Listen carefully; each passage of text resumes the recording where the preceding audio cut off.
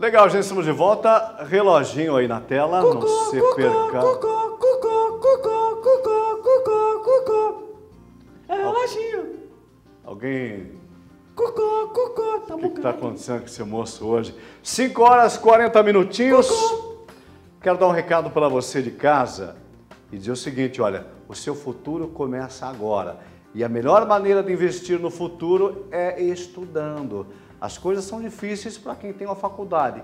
Para quem não tem, meu Deus, aí fica muito mais difícil. Então, que tal você fazer algo por você agora mesmo? Acesse o site da Uniandrade e inscreva-se no vestibular, ok? São diversos cursos, um deles vai mudar a sua vida. Mas faça isso hoje mesmo, ok, gente? Isso mesmo, faça já. Tem que estudar, né, Bruno? Exatamente. Senão... Nós estamos ferrados. gente. Senão já viu, né, Bruno? Nós estamos perdidos. Falando em estudar... Você de casa deve ter acompanhado aí todos os dias, através da mídia, estudantes ocuparam as escolas municipais, estaduais de todo o Brasil e do estado do Paraná. Aí houve a desocupação e agora tem muitas universidades que ainda estão ocupadas por estudantes. Exatamente. E lá eles estão reivindicando, estão brigando, porque não são a favor da medida provisória 241. Aí nós ficamos nos perguntando o que tem essa medida, o que ela preconiza e por que existe as pessoas que são contras. Para falar desse assunto, nós convidamos o Dr. Rafael Guazelli, ele que é advogado e também comentarista político. Doutor Rafael, tudo bem contigo? Tudo Seja bem. bem-vindo. Tudo bem, tudo tranquilo, Mário. Estamos aí. Ele já ouviu você. Medida provisória é uma medida provisória, né, doutor? Isso. É um projeto de emenda constitucional. Projeto de emenda... PEC, projeto de emenda né? constitucional. É pedido de emenda... Projeto de emenda... É um projeto de emenda. 241. O que fala esse projeto, doutor? Na realidade, o ponto central é o congelamento do aumento de despesas anual durante 20 anos. O quê? O que significa isso? Que o aumento só vai se dar com base na inflação. Não vai poder, o governo não vai poder aumentar em 10%, 20% o orçamento para o outro ano. Só vai se dar o reajuste não, o aumento de acordo com a inflação, que é o IPCA, né, índice de preços lá. Então, com essa projeto, o governo federal está dizendo, olha, nós vamos gastar até tanto, é isso? E esse tanto não vai aumentar durante 10 anos, podendo ser revisto por mais 10. Mas isso já não vinha acontecendo, porque os estados, os governadores e prefeitos são obrigados a todo ano irem até o limite que é permitido pela Constituição em termos de gastos, não é isso? Não, na realidade, esse projeto é só a questão da União, né? União Federal, não abrange estado e município. Então ele está dizendo que a União não vai ultrapassar o seu gasto. Não vai ultrapassar em termos de orçamento. O que preocupa tanto a população, ou pelo menos os envolvidos? Na realidade, isso implica que despesas como saúde, educação, que se você pegar aí nos últimos 10 anos, cresceram até 40%, né? Isso daí não vai acontecer nos próximos, digamos, 10 anos, 20 anos. Não vai ter um aumento tão grande assim, com esse congelamento, que são as despesas primárias, né, que se chama, né? Você tem as despesas primárias, que são o necessário, o essencial, são os serviços essenciais ao povo, e tem as outras despesas que é a dívida pública da União, né, que são os bancos, a dívida externa. Então eles estavam fazendo um cálculo lá que a gente teve um superávit de 3% o ano passado, mas por outro lado os juros que nós estamos pagando é de 6%, então houve um déficit de 3%. Então a razão da PEC é justamente para tentar acertar essa questão do déficit. Como nós fazemos em casa. Isso. Diminuiu a receita, tem que diminuir a despesa. É isso, doutor? Exatamente, só que esse congelamento da despesa muitos defendem que pode implicar congelamento também com despesas de educação e saúde. Pode. Mas eu acho muito questionável isso também, porque a gente também tem muito desperdício com dinheiro público. Pois é, porque ali o governo, ele não está bem claro, mas ele diz que o governo se compromete a gastar X%, não é isso? Isso. Ele não diz em que área que ele vai cortar. Ele diz que ele se compromete a diminuir os seus gastos. É isso? Congelar os gastos? Congelar os gastos. Em quantos porcentos? Não, ele vai manter, né? Manter? Se ele, por exemplo, se gastou, vamos pôr um número simbólico, se ele gastou 100 milhões esse ano, o ano que vem ele vai ter que gastar 100 milhões só com uma variação do reajuste de inflação. Ok. Ele não vai poder gastar 120, 130. Esse gasto ele só vai aumentar de acordo com o reajuste de inflação. E esse índice é o IPCA, né? Que é um índice do governo. Aí. Então é um congelamento. Diferentemente do que acontece em outros anos, porque você pode ver, você pode ter um orçamento de 10 milhões esse ano e no ano que vem 20 milhões, 30 milhões. Isso não vai ocorrer mais, né? Tá, esse é o básico da proposta de lei, é isso? De emenda. O que nós temos acompanhado, como todos os dias, é essa participação, não digo popular, porque é parte de estudantes e algumas classes, que eles já sentaram para discutir esse assunto. Você veja que nós estamos conversando aqui, não é uma matéria simples de se entender, né? Porque você tem que colocar na ponta do lápis, ver se isso realmente vai afetar ou não. Por Qual exemplo, área vai no afetar? caso dos estudantes é a questão da educação, né? Será que isso vai afetar a educação ou não? Será que o dinheiro da educação que há disponível hoje não é mal aplicado? Será que não há desperdício? Você me deu uma resposta que me permite pegar um gancho. Será que o dinheiro que é destinado para a educação não é mal utilizado? Sem contar a questão da corrupção, né? Que é recorrente no país, né? Quando a gente fala corrupção, a corrupção não corre só na área de saúde, na área de educação, não corre só no poder judiciário, corre em todos os setores. Então eu lhe pergunto, doutor Guazelli, a preocupação nossa não deveria estar discutindo como gastar? Vamos gastar melhor? Ou o que está acontecendo agora? O governo está prometendo que vai diminuir o gasto, diminuir o investimento. Não é isso que está escrito. Não é que ele vai diminuir, ele vai congelar, né? Vai congelar. Vai congelar. Mas se aplicar, bem aplicado, o que está proposto, eu acho que o grande problema do Brasil é como se gasta. A pergunta que a gente faz é o seguinte: a educação melhorou nos últimos 10 anos? Não. É uma coisa de estudar, a saúde melhorou. Tudo isso não há uma opinião pacífica, né? Não, mas melhorou. Não falta um grande diálogo, na sua opinião, você que estuda a matéria, não falta, se é que se tem interesse em discutir? Né? Eu penso sim, pode até me recriminar pelo que eu vou falar. Eu acho que muitos desses estudantes aí que estão ocupando aí esses prédios públicos aí, eles não sabem nem o conteúdo do que está sendo discutido. Porque tem uma outra parte dos estudantes, que a gente respeita as duas partes, que querem estudar. Sim, uma minoria sabe o que está acontecendo e a grande maioria não sabe o que está acontecendo. Porque vários casos, até você pegar aí matérias, aí várias pessoas ingressaram e perguntaram para os estudantes, mas qual a reivindicação de vocês? O que está acontecendo? Com o que você está descontente? Muitos não souberam responder. Não há o grande risco desses alunos, estudantes, se tornarem massa de manobra? Não, e o pior é que essa manifestação está prejudicando eles mesmos, né? Sem dúvida. Porque eles vão ter que ter aula aí até o dia 30 de dezembro. Tem casos que vai até o dia 30 de dezembro. É um ano letivo perdido. Daí o professor vai ter que dar a matéria de qualquer jeito, né? Por causa que é corrido para tentar suprir o ano letivo. Então o prejuízo maior é para o próprio estudante. Não é um desserviço à nação, algo como isso?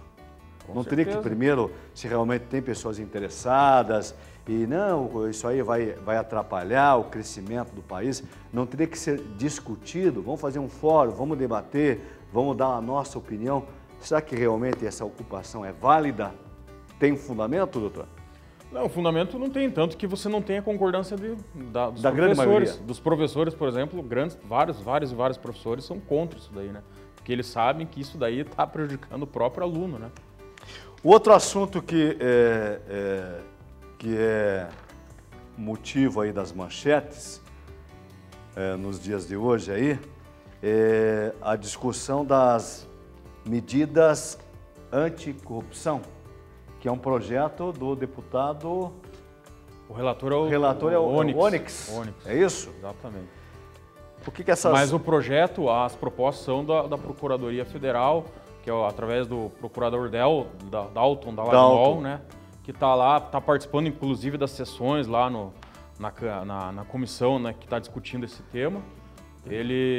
São 10 medidas lá, várias, dentre elas a questão de a possibilidade de você fazer um acordo para você você confessar o crime e reduzir a sua Eu peguei aqui, pena. doutor, algumas delas, quiser, eu até vou pedir para você comentar. Enumerar aí. Então, uma delas diz o seguinte, olha, uma das medidas, evitar a ocorrência de corrupção via prestação de contas, treinamentos e testes morais de servidores, ações de marketing, conscientização e proteção a quem denuncia a corrupção.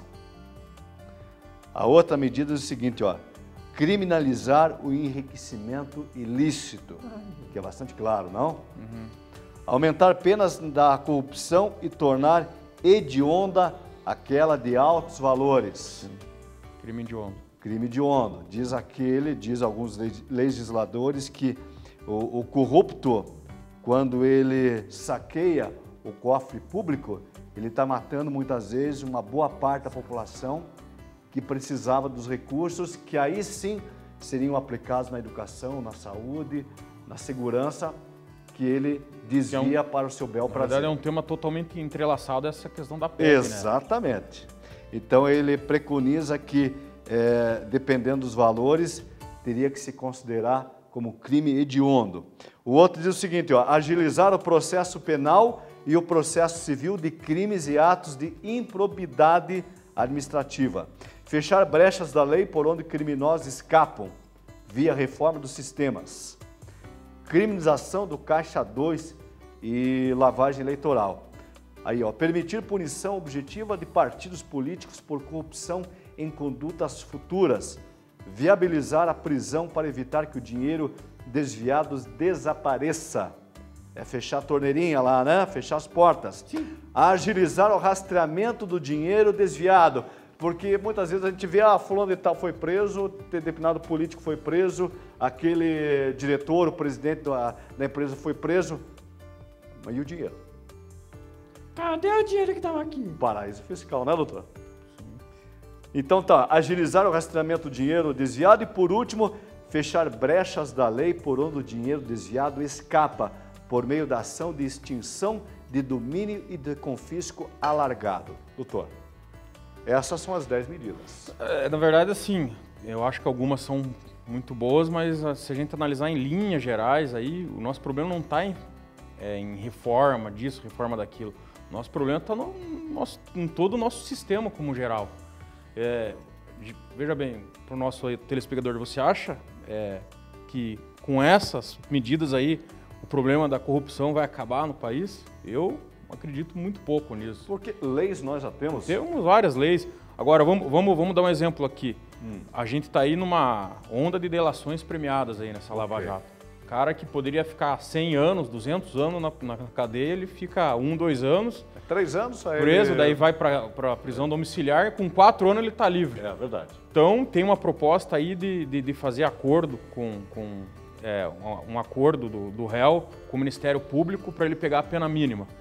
Eu acho isso daí totalmente condenável, porque, veja bem, isso daí é um incentivo para o cara criminalizar. Quantos réus da Lava Jato já foram réus em outros episódios, em outros processos, foram lá, fizeram delação premiada e agora estão livres de volta.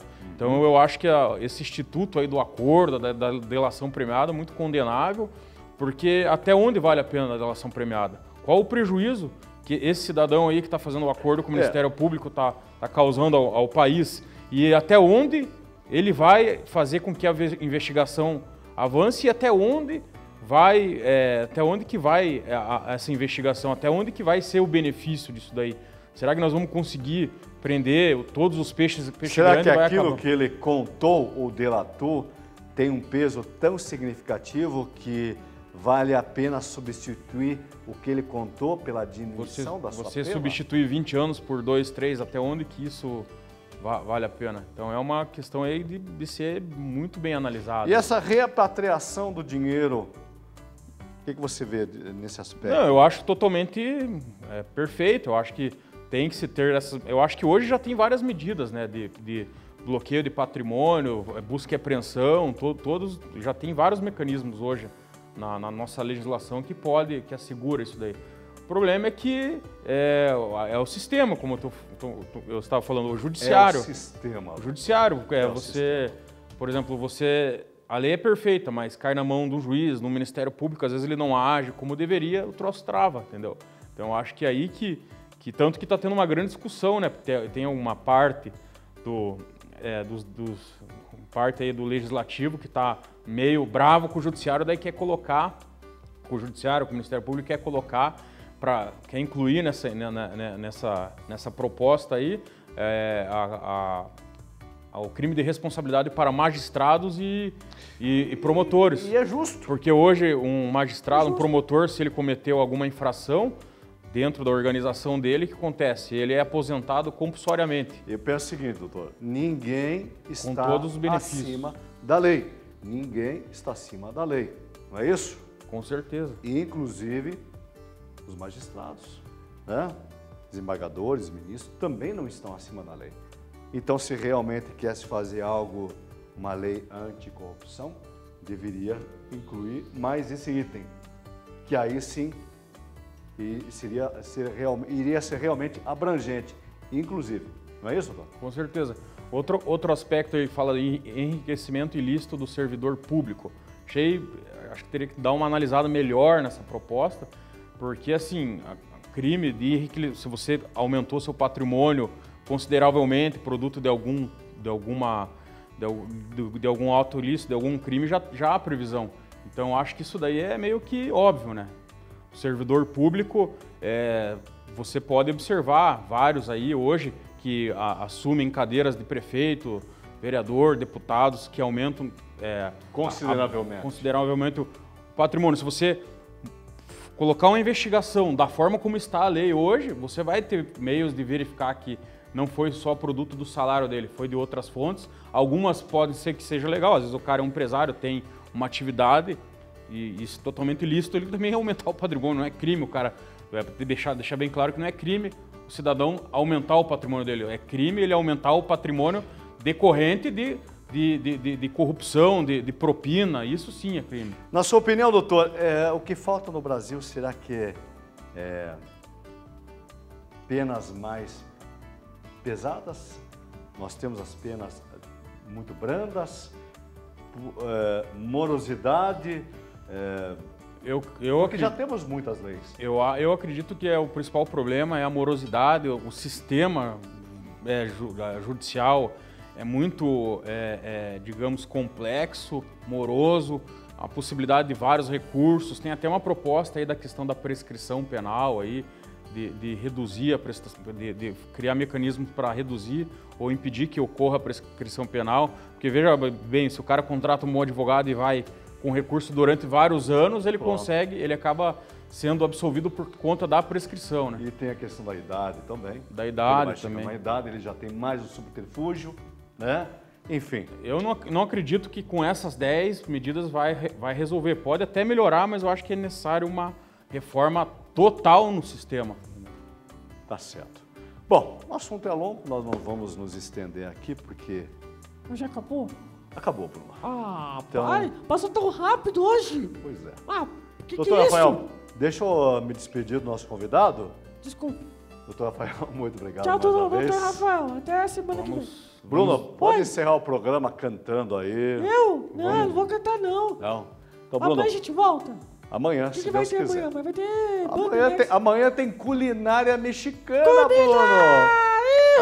Amanhã tem música e muito mais aqui no programa Boa Tarde Curitiba. Comida! Até amanhã. Tchau.